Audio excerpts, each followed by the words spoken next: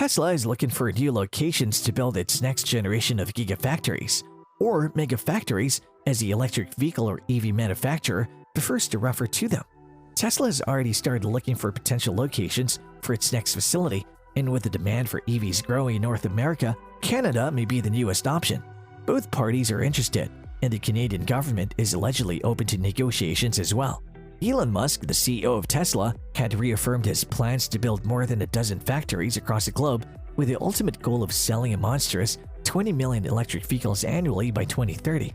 Given that all automakers sold about 6.5 million EVs worldwide in 2021, the aim is ambitious. So, is Musk building a new gigafactory in Canada? How much potential does this new site have? Stick around to find out more. Hello everyone, welcome back to our channel. Today we'll go into great detail regarding Elon Musk's Giga Canada project. But before we begin, subscribe to the channel and hit the bell icon to never miss any updates from us. With that said, let's get started. It's almost confirmed that Tesla may eventually focus on a location adjacent to a city with over 2.5 lakh residents, such as Montreal, Ontario, or Quebec. For Tesla, a city's population is essential to ensuring that labor demand is satisfied. This may be the reason why the company's 6 current facilities are all found in or close to major cities: Fremont, Shanghai, Houston, New York, Berlin, and Nevada, close to the city of Reno. Tesla finally gives a contract for nickel supply from Indonesia. Autopilot is being attempted to be derailed in California, and SSD beta version 10.61 is coming. In the past week, there have been 2 significant signals that Canada will be the next country to host a Tesla Gigafactory. Elon promised to unveil the site of Tesla's upcoming production facility by the end of this year during the annual shareholders meeting. Then he turned to the onlookers and said, "Where should we construct it?" Undoubtedly, there was a lot of random yelling as well as background noise. "We have a lot of Canada though," Elon said. "Half of me is Canadian. Maybe we ought to." We don't know how many attendees at the Austin, Texas gathering mentioned Canada. However, further research of Canadian government public documents indicates that Tesla was actively pressing the Ontario provincial government as late as July 2022. All businesses in Canada are required to make their lobbying activities with the government public. Accordingly, a brief search on the website Electric Autonomy Canada revealed that Tesla is actively interacting with Canadian officials about the possibility of a facility for advanced production.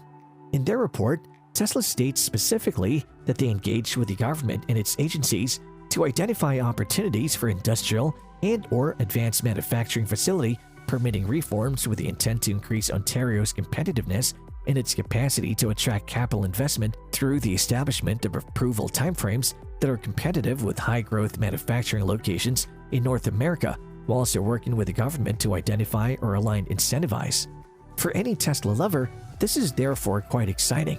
This is in line with the objectives established by Ontario, the country's most populous province, and its different levels of government. It's still around 90% forest and 10% humans, which is congested for Canada.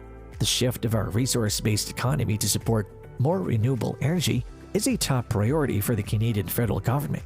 The majority of people think that Canada will soon stop receiving funding from the oil and gas industry. Therefore, we must turn toward the future. Some Canadians will continue to fight this battle till the end. They're known as Albertans. Fortunately, Canada has had an abundance of metals. In particular, we have lots of components for lithium-ion batteries, including nickel, lithium, cobalt, aluminum, manganese, and graphite.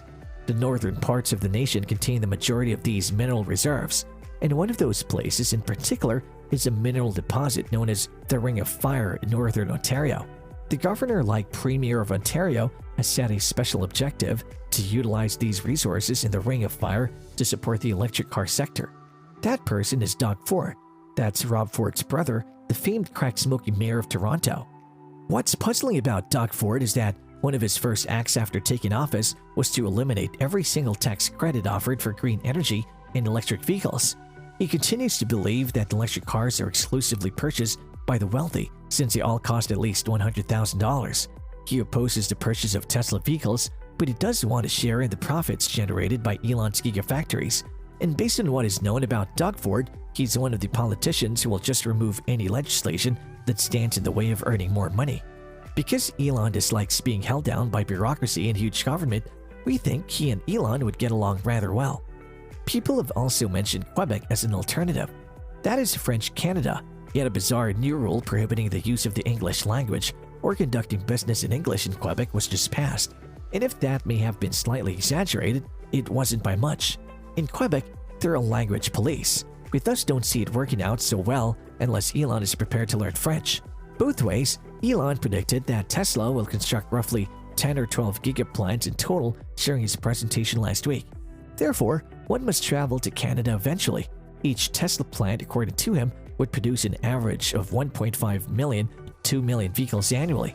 Elon continued to pursue his long-standing objective of having Tesla produce 20 million vehicles annually by the year 2030.